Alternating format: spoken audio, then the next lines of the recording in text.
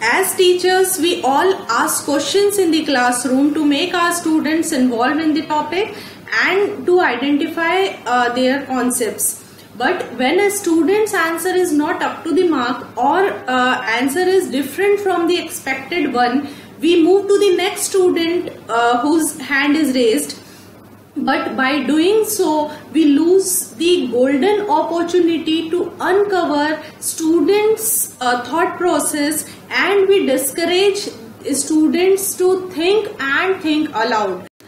In this process, we also fail to evaluate our own concepts, methodology, planning and implementation of the lessons.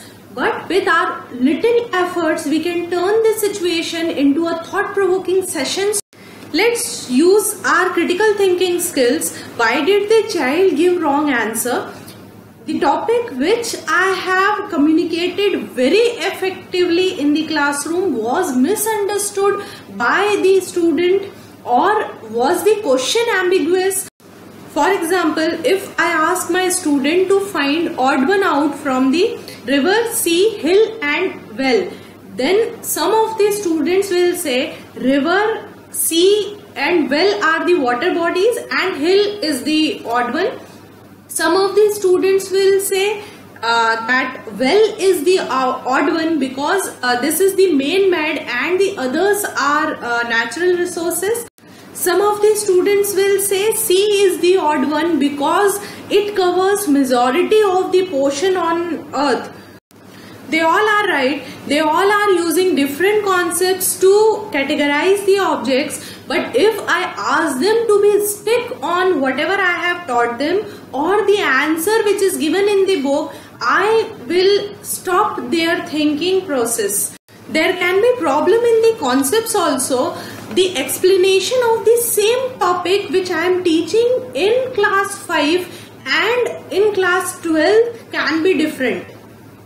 For example, the concept of respiration in plants. In junior classes, we teach them that during daytime, plants take in carbon dioxide and take out oxygen. Does it mean that plants do not respire during daytime? The answer is there in the senior classes, and there are so many concepts which are explained in 11th and 12th standard.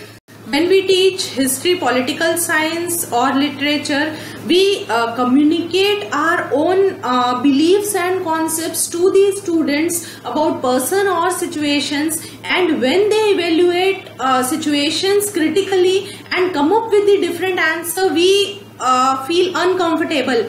We feel that they are wrong and they should write or think in this particular manner. We are in the world which is rapidly changing, in which the information is rapidly becoming out of date. The ideas are retested, rethought and restructured. In this type of world, we cannot survive with only one type of thinking, the thinking in which we must adopt the others' ideas and others' concepts. So it's okay when the student is thinking differently or giving a wrong answer, because it is the opportunity for us to explain things differently and from the different angles. To appreciate child's curiosity and to turn that curiosity into a disciplined inquiry, we must ask our students in the classroom, what makes you say that? When you ask the question to the child, he will try to rationalize his answer, and you will find several other students to give the explanation of the same line of thought. Ask more questions in the classroom to provoke their thought process. Ask them to go to the library and refer specific books. Give them 1 or 2 days time to collect information from the different sources, from the internet, from their parents or elder brother, sister, from the book. Collect the information and ask them to draw conclusion on the basis of the evidences and the information they have collected. In this way, they are not just accepting the others' ideas as it is, but they are generating questions. They are finding answers from the different sources, and after that they are making conclusion.